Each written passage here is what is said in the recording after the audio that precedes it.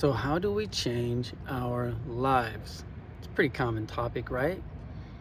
And so often we can play the victim and we look into our lives and we think, you know, somebody's doing this to me, I can't change it. Or we can play the hero and say like, yes, I can do this. I'm going to take it upon myself. And you also realize some things you can change and some things you can't, right? And how do we parse between those and what should we do? So one of my favorite stories that I heard, it's a 30-second story that's amazing about this. It's amazing if you just hear this. In the Conversations with God, book 1. Conversations with God, book 1. God tells this story. I don't know what your belief system is, but God tells this story, and he says there are these construction workers and they're at this site, and they both open their lunch every day, and one of them looks in and he says, man, ham and cheese sandwich again. And then he kind of begrudgingly eats it. The next day they open up their sandwich, their baskets and their bag of lunch, and then he says, ham and cheese. Goodness gracious, I really don't like ham and cheese. Third day, he opens it up. Fourth day, and he complains every day. And finally his buddy says, well, why don't you just tell whoever's making your sandwiches to change it? Who's making your sandwiches? And the guy says, I am. I just love that so much, because that is how we deal with our lives, right? We look at what's going on and we say like, I don't like these people in my life, and I don't like how my body is, and I don't like how my job is. And it's like, well, you're the one that's generating that, Now, you might say, well, there are other factors. There are genetic factors, there are global factors, there are collective factors, there are things like war and racism and climate change. And yeah, we can't control all of those. We collectively create those.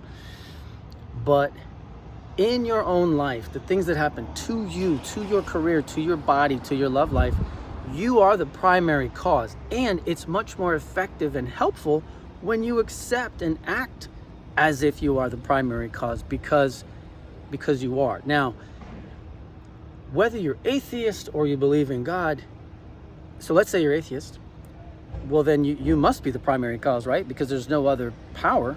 And if you believe in God, then you understand that that is God's promise to you, that you have free will and you have the ability to create yourself as you wish and create your life as you wish. That's our promise. And so we take on this power. Now there's two things to do to create the life you want.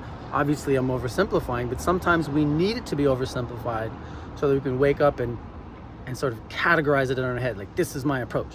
Number one is you follow your passion and you act on it, right? And sometimes people say, well, I don't know what my passion is. And that's okay. You do what you like and what you enjoy until you really figure out what your passion is. But it's probably you've been doing it on some level your whole life, and you act on your passion. And again, if you can't find it, you just start doing the things that you like. You start being around people that you like. You start, and it will start to come to you. And you act on it. And, I learned from Gary Vaynerchuk, hope I'm saying his last name right, that, that doesn't mean you quit your 9-to-5 job immediately. You have to be practical while following your passion. So maybe you keep your job and you do your passion on the weekends or at night, and until that takes over and it can become your livelihood, right? So you follow your passion. There are so many ways to really do it really strategically. You make a plan, you make a timeline, you make action steps, you write them down. It's shown neurologically, subconsciously, that this really helps you achieve your goals. That's number one. The second half, which most of us leave out, is, you've got this driving force and you have this goal. You have to dismantle your blockages. So you have to identify the things that are holding you back, because you might say, yeah, I've known what my passion is and I've been going for it for a long, long time, but it's just not working out, right? I'm stuck. And you have to identify what's holding you back and dismantle it. Usually, those are subconscious limits, right? Limiting subconscious beliefs. Now, this is kind of in the modern Western colloquial parlance. I mean, we talk about this a lot. There's a lot of ways to find out how to do this. I have online courses to figure out how to do this, which are very straightforward, but you identify your limiting beliefs in your subconscious, which were formed in your childhood or adolescence as a protective reaction to pain.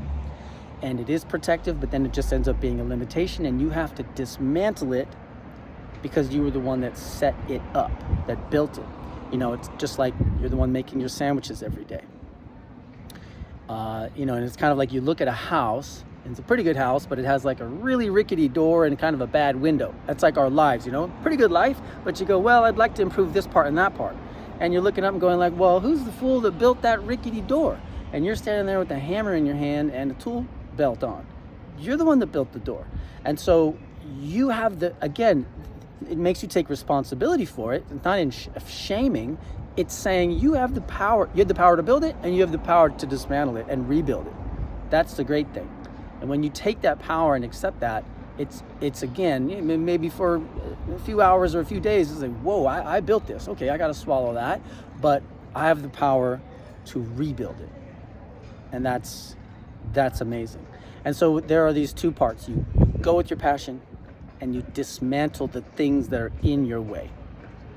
Okay? That's okay. That's not like a school teacher, which I am. Those are the two pillars of building the life that we want. I just had this thought, and I had to jump up here on my London rooftop to share that.